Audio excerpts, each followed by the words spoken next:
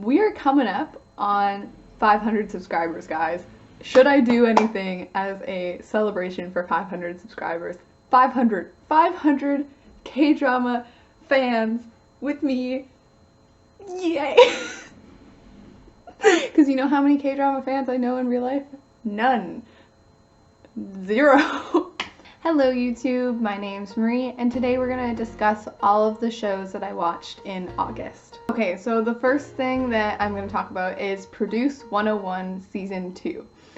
Now, can anybody take a guess why I would possibly put this show on? Like, I don't watch Korean variety shows. They're not something I've ever really been interested in watching. But, you know, what's changed? Moment of 18 has changed. Completely caught up with Moment of 18, and I have a first impression, so I'll link that down below. And I have every intention of doing a final full series gush about it, so we won't talk about that here. But I did put on Produce 101 Season 2 because of the male lead that is in Moment of 18. I just fell completely in love with the talent. Him. Oh my goodness. There's never ever been another Korean actor or actress that has ever made me want to watch a variety show. But this guy, I was like, wow, you've got the special sauce. I want to know more about you. Enjoyed them as a way to kill time, but I didn't really get super invested in anybody on the show, and the only reason why I continued watching it was because I was hoping he would get more screen time. Around episode 8, when I stopped, I think I'm like halfway through episode 8, I kind of realized that I was watching not wholeheartedly, like I wasn't enjoying my time watching it, and with shows that have subtitles, you have to devote all of your energy to it because you have to read the subtitles. So I realized I was just frankly wasting my time, and I stopped.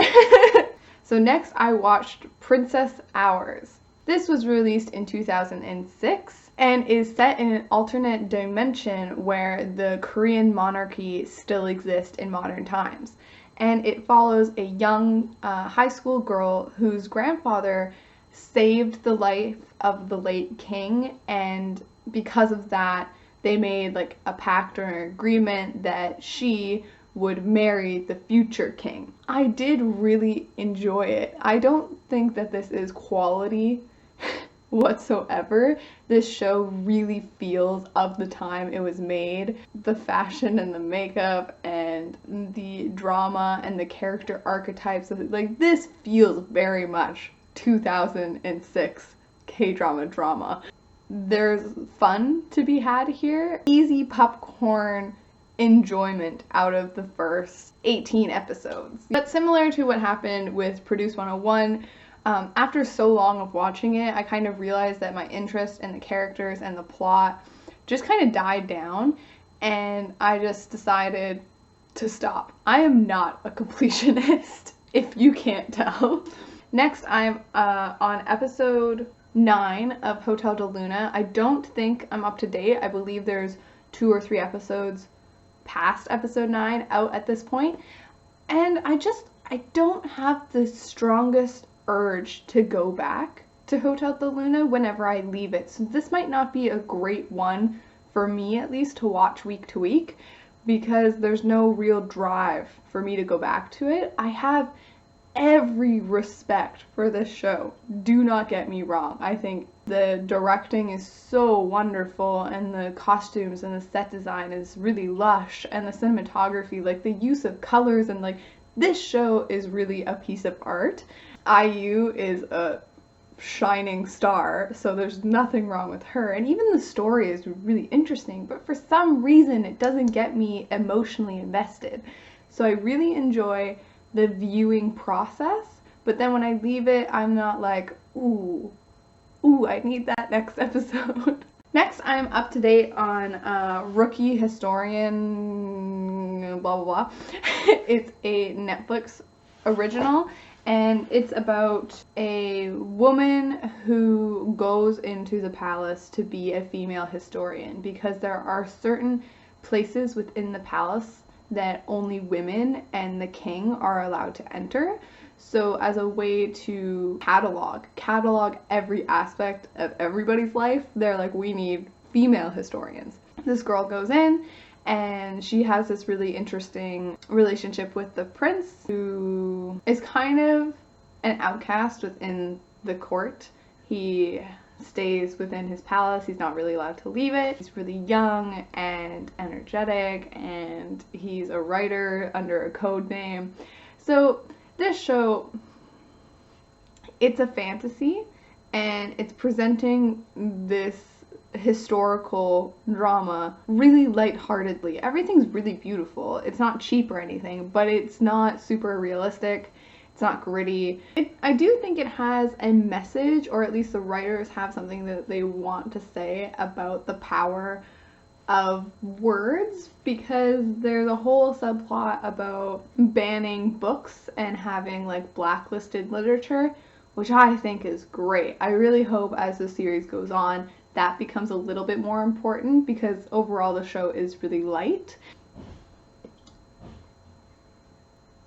Okay. Sorry, they're doing construction, like they've been doing construction since I moved in, so I'm sorry. Next, I am currently watching Heirs. I plan to do a full season review of Heirs really quickly because I have 2 episodes left, so I won't say much. But what I will say is that Vicky broke me down. All over Vicky. It's like one of the main posters that they have on the big banner on the homepage. One of the greatest K-dramas of all time. Most popular K-drama of all time. Watch now. And I'm like, what is this? Like, I know generally what it is, and I know it had to do with like high society and like a normal commoner getting in there, you know? And I had no interest, and finally I was like, if I want to have an informed opinion, and if I want to call myself like a K-drama critic, like this show is obviously very important to the K-drama landscape, and I should just watch it. So I did, and I was really impressed at first. I was really impressed and shocked, and as the show goes on, especially the later quarter, totally lost interest. It is such a chore for me to get through this, but I will, because I have thoughts. I am dropping Uncontrollably Fond. I've watched 6 episodes and I just don't care. I have no emotional connection to any of the characters. I couldn't care less if the main guy dies or not from his sickness. I just don't care. I don't ship them together. Like, there's just nothing that I care about. So I'm dropping it.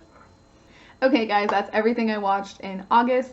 Let me know down below what your favorites are. Mine is definitely Moment of 18. I think in August I watched a lot really like half-heartedly, like nothing really captured me beyond Moment of 18.